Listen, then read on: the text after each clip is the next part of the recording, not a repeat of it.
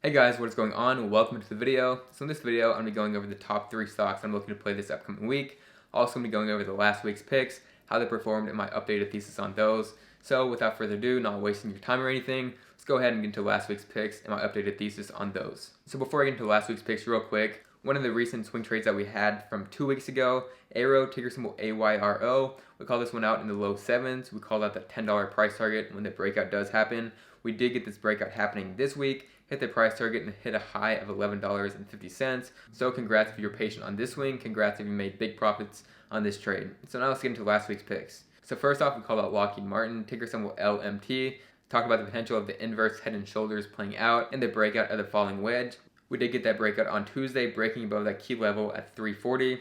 Then the rest of the week, the stock was pretty weak as a whole, but it is still holding that key level above 336. If it was to drop below 336, that's where I'd look to cut loss, but as long as it does hold this, I do expect it to retest that breakout and finally break and hold above that 340 level. The options are going to be playing very, very nicely when it does break out of that 340 range and hold. As we saw on Tuesday, the options that I talked about in last week's video, those options were up over 60% in a single day. So if it does end up playing out, I do expect these options with a pretty good chance of having a double up.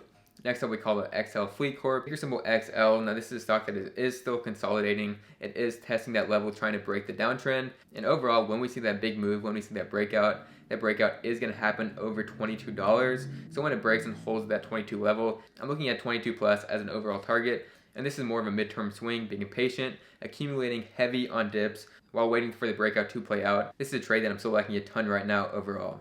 Next up, we call that Pershing Square Holdings, ticker symbol PSTH. Talk about the investor conference coming up on February 18th. This is a big Friday after hours, up 10% on the 13G filing that did come out. So solid week so far for PSTH. And this is one that I expect a much bigger move to happen when we do get that merger news, whether it's this week, whether it's a month down the line. This is one that I'm holding until we get news, and I expect a big move depending on what the target does turn out to be.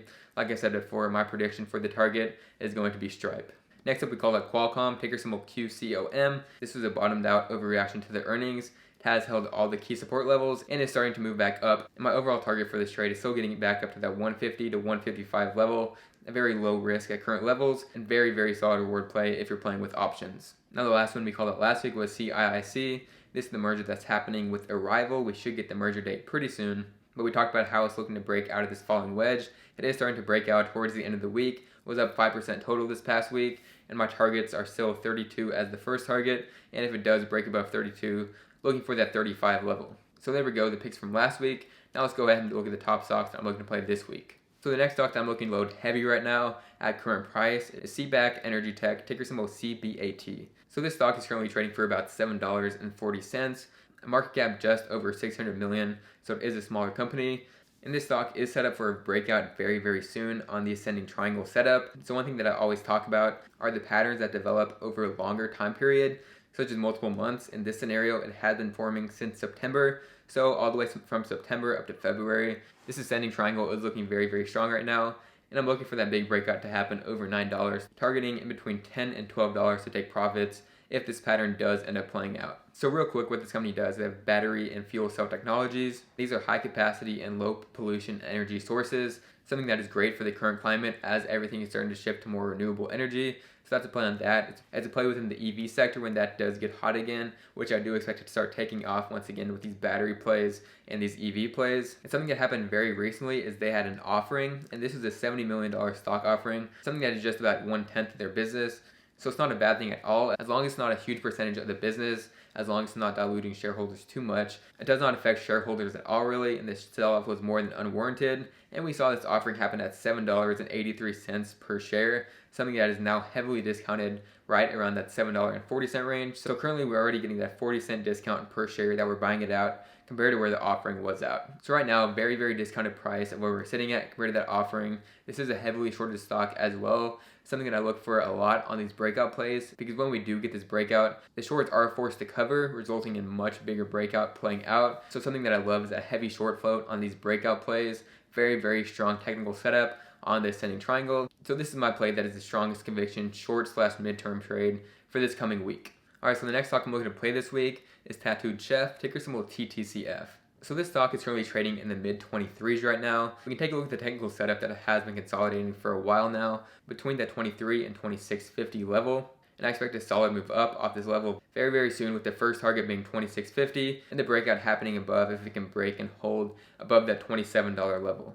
Now this is a stock that I like a lot long term, but for a short term play, I'm liking this a lot as about a 1 month swing because they do have earnings coming up in March.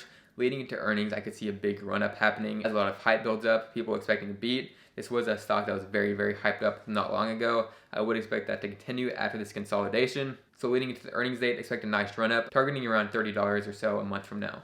Alright, so the next stock I'm looking to play this upcoming week is Romeo Power, ticker symbol RMO.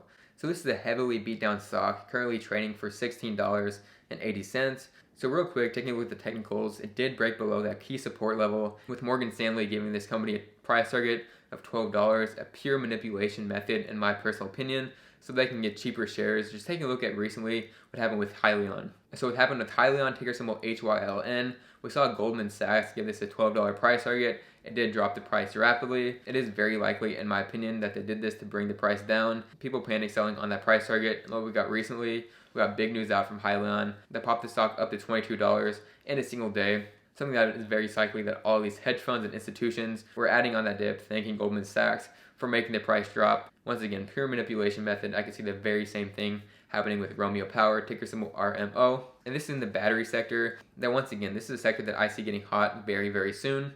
Has a great customer base with some notable companies being John Deere, BMW, Lightning E-Systems, the Lion Electric, and Nikola, even though that's probably not going to bring any revenue.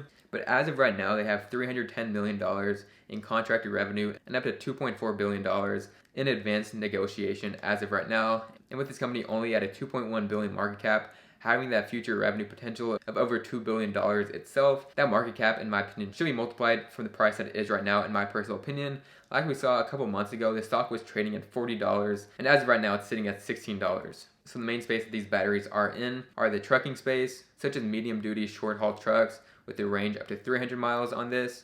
The heavy-duty long-haul trucks, the range for these batteries would be up to 900 miles, and more features in all of these as well. And they already have products compared to a company like QuantumScape, which isn't expected to have products until years down the line. Romeo Power is already developing these batteries, getting these contracts underway. Amazing customer base itself, and is grossly undervalued at current price. I'm personally looking to load up on every dip we see. I was a heavy buyer in the low 16s when we saw that big dip in the pre-market on Friday. Because of that price target moving out, in my opinion, we could very easily see Hyliion type move, that quick pop off news. I would not be surprised to see news from Romeo Power very soon on a new customer or battery or something within that range. This is also in a sector that I see getting hot very soon. And I'm looking at this stock as a longer term swing, with the first price target being $24. Could very easily send this stock up to $30 plus, which is going to be my mid/longer term target as a whole. Looking for 30 plus. Would not be surprised at all to see this stock back at highs above $40 in the next couple months or so. So I think this dip is a loading zone. If it dips more, it's even a better deal. And I'll be looking to load heavier on all that panic selling for just an analyst price target, which pretty much means nothing. You should never be selling off an analyst price target, a short report, or anything like that. Those are pure manipulation methods getting you to sell so they can get shares cheaper, or they're shorting the stock. I would greatly appreciate it if you guys liked the video. Subscribe if you haven't already. It does help me out a ton. If you're interested in joining the private Discord chat, every time I buy and sell a stock, I send an alert. I answer any questions you have, send nightly watch lists out, and you have full access to my full portfolio, short-term and long-term swing portfolios. If you're interested in joining, that link is down below. Appreciate you guys watching. Good luck to everybody this week, and let's get rich.